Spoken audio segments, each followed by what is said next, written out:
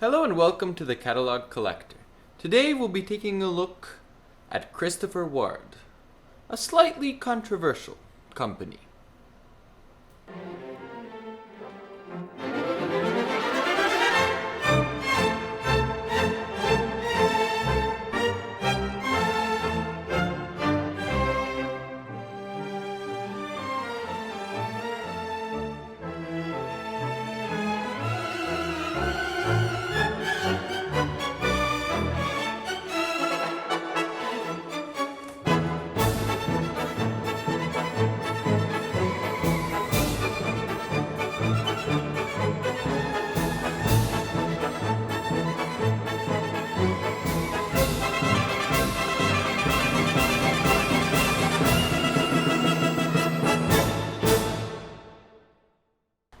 So Christopher Ward did finally send me their Loupe magazine.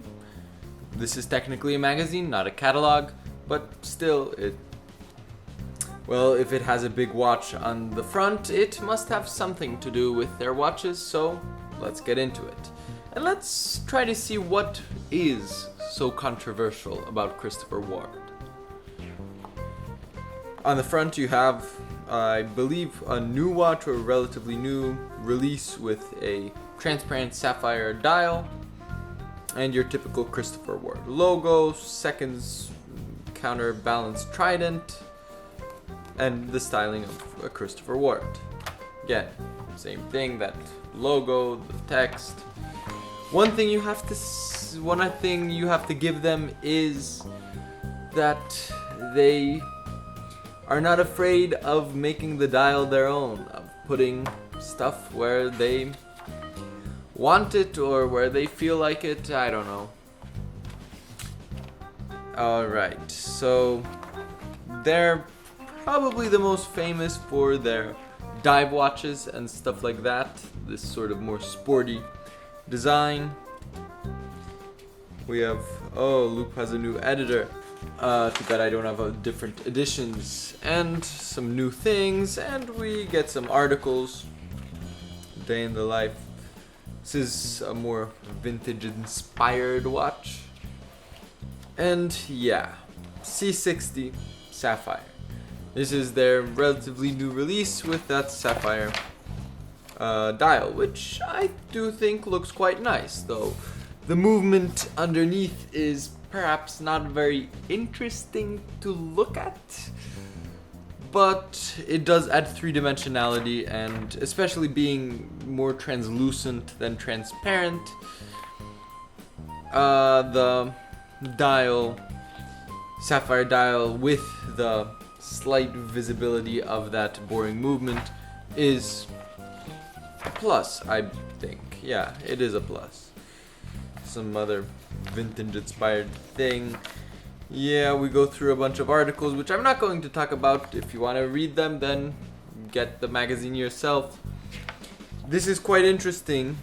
The world timer, or whatever it is, GMT, I guess. Some more. Oh yeah, this is art, real art. I'm sure that's art. At least it's better than something even more modern. Yeah, art. Bunch of smudges. Truly art. So much expression. And then you have some soccer, football, whatever. And there's nothing much more interesting here. 0.014 seconds with Canon Mansell. So the magazine doesn't really give us much, but as I start going through it again without talking anything about it, let me try to say why Christopher Ward is seen as a controversial company. First of all, the name. Now, I personally don't see why having a name like Christopher Ward is that terrible. I mean, some of the highest grade pocket watches back in the day had the name of Smith. But some people say that Christopher Ward the name doesn't necessarily signify value or anything, or luxury, which is what they're trying to say their watches are. I personally am not a huge fan of the logo, but I can appreciate it in certain places. I mean, the more I look at it, the more I understand where they're coming from and can understand their aesthetic. Now, they do have some things that I like about the design and everything, so let me go through them. First of all, the Trident seconds counterbalance is pretty unique, and I think it looks good, especially for a more sporty watch. I like the hour, not quite as much the minute, but it works together on the divers. I like the overall design of the bezel, the divers. It works for me. It does work. A chronograph, and especially the vintage inspired ones, I do think they did those well. Part of the reason why they're controversial, like I said, is their name, which I disagree with, except for the fact that they kind of put their name everywhere, which isn't necessarily a good thing, but then again, well, they do have to advertise some way. And that leads me to the second point. Advertising. Now, it's funny to me that Christopher Ward gets a lot of flack for their strong advertisements with all kinds of, this magazine really showing all these different things that have nothing to do with watches. I mean, do a bunch of random smears of paint, wasting a lot of paint by the way, that vaguely resemble a human head have anything to do with fine watchmaking? Not really. But, and here's the big but, they're not the only ones. And in this modern world we're living in, it may be the only way for a new company to successfully integrate, especially if they're going for a more modern, not even aesthetic. I mean, this isn't a modern aesthetic, but a modern, if they're trying to present themselves as a modern watch company, there's not much they can do. I mean, there are watch companies, micro brands, that say and present themselves as companies for watch lovers, by watch lovers. And this Christopher Ward is just not. Christopher Ward is trying to play a bigger game. They're trying to go after, well, let's face it, the fashion watch market. And so they have to fight fire with fire. Advertise like a fashion watch company. Are their watches fashion watches? No, most certainly not. They have quality movements, they have quality finishing, I should not say finishing, definitely, especially I should not say finishing, but they have quality, just quality. Their watches are quality made, and they have actually expanded into what I think makes them very relevant. Because just with what they have, they're not hugely relevant. They have some watches using regular at the movements, everything normal, and some people say they're slightly overpriced, myself possibly included, but nothing offensive, not hugely overpriced, not like ghastly movements or designs or anything. No, they're a company doing something. But what makes them really relevant and what makes them big is that they now have an in-house movement, which unfortunately does not seem to appear in this catalog. This is not their in-house movement. Their in-house movement is quite cool, I have to say. It is not whatever that thing is that people like to say, hot horology, or however they say it. It's not that. But it's a modern movement made by them, which, in-house I don't exactly care about, as I said before, but it's nice to see a company do things their own way instead of using existing movements. Whether that's having someone else make a unique movement for you or making it yourself, it doesn't matter. The important thing, I think, is not in-house, but uniqueness, to have the unique movement. And I mean, if you care about those kinds of things, which some people don't, but well, I do. I, for one, don't really like buying a watch with this kind of movement in it. And if I do get a Christopher Ward, it would probably be one of their in-house movements, though those are quite expensive. But they're a good movement. And really, that's what I don't understand why they're controversial. Their in-house movement is quality. Really, really quality. It's well thought out, it has very good features, and it just works. It works well. So that leaves me with this slightly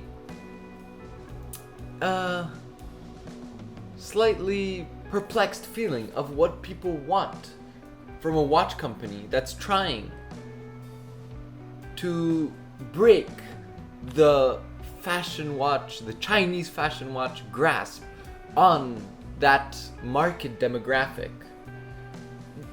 What do the people want? What do the watch people want? Because to me,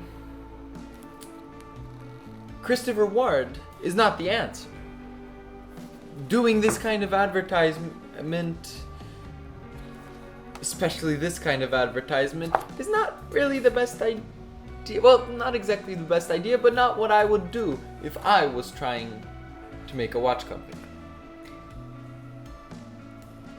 But is it an offense to watchmaking?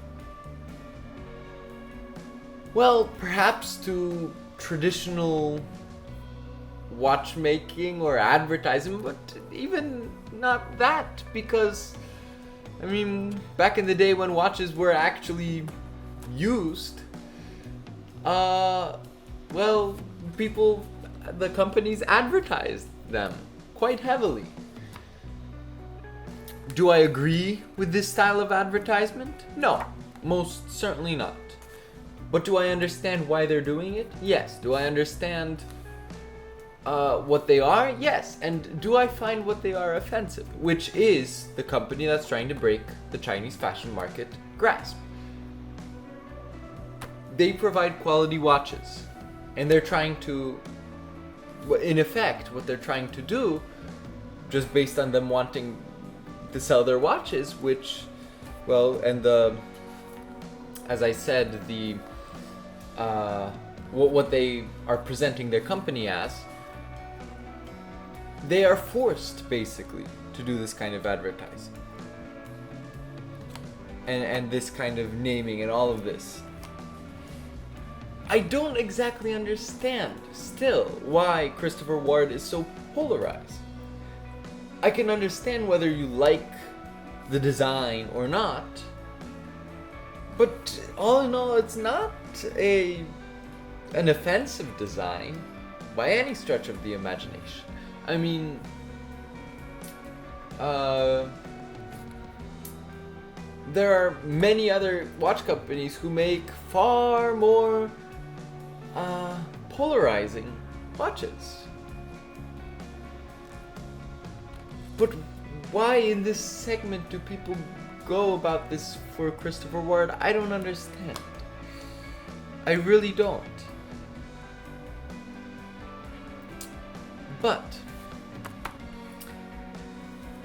But then again, those people are not who Christopher Ward is targeting to buy their watches. No. Christopher Ward, from what I can see with their advertising and what people say, they're not going after that demographic. So now the question is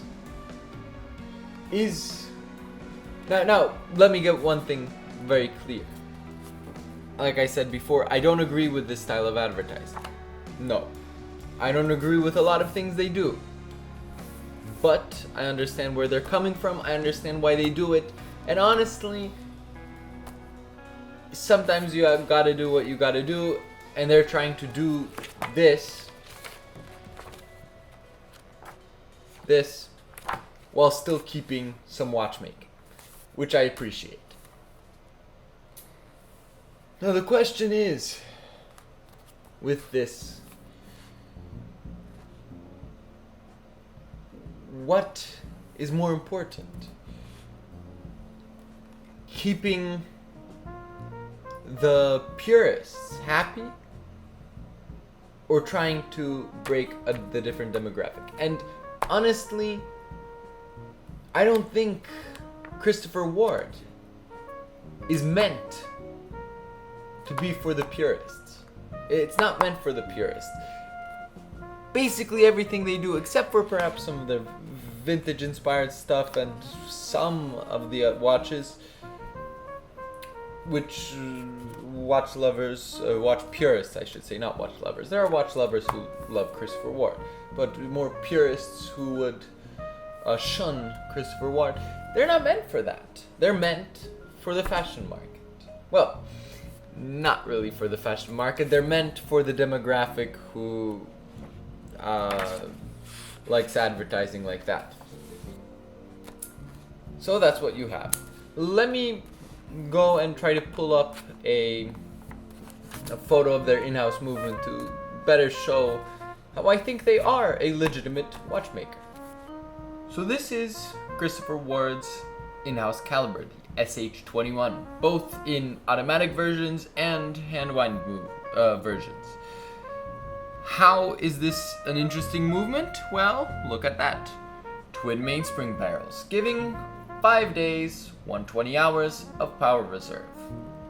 That makes this movement interesting. And I think that makes this movement a real watchmaking movement. It really puts Christopher Ward as a watchmaker, an actual watchmaker, someone who, a company that actually designed something unique. This movement is unique, very, very unique. It's not just another regular hand-wind movement. No, they put twin mainspring barrels, 120 hours power reserve. It's unique. Unlike a lot of supposedly in-house movements which just have a regular designed movement in it. But not this. Which I think makes Christopher Ward an actual company to contend with. An actual company that is doing something. They are growing. This, well, isn't a very, very new thing, but it is relatively recent, this in-house movement. And it shows how a company can transform from a micro brand into making their own in-house movements. Is there anything bad with this in-house movement? With Christopher Ward as a company? You can find stuff that perhaps are not the best but not the best representation of the watchmaking community in here. But does it help the watch community? I think so. Christopher Ward, are they that bad? I don't think so. Now, give me a nice good sale so I can buy one of your watches and find out for sure. Anyway, this is Christopher Ward. That's all I have to say. Hope you enjoyed. Thanks for watching the video to the end. If you liked it, please subscribe and like the video. Perhaps consider supporting me on Patreon. Any support would be greatly appreciated. I will be coming out with catalog collectors once a week for the foreseeable future. Of course, until I run out of catalogs. We'll see what happens then. See you in the next one.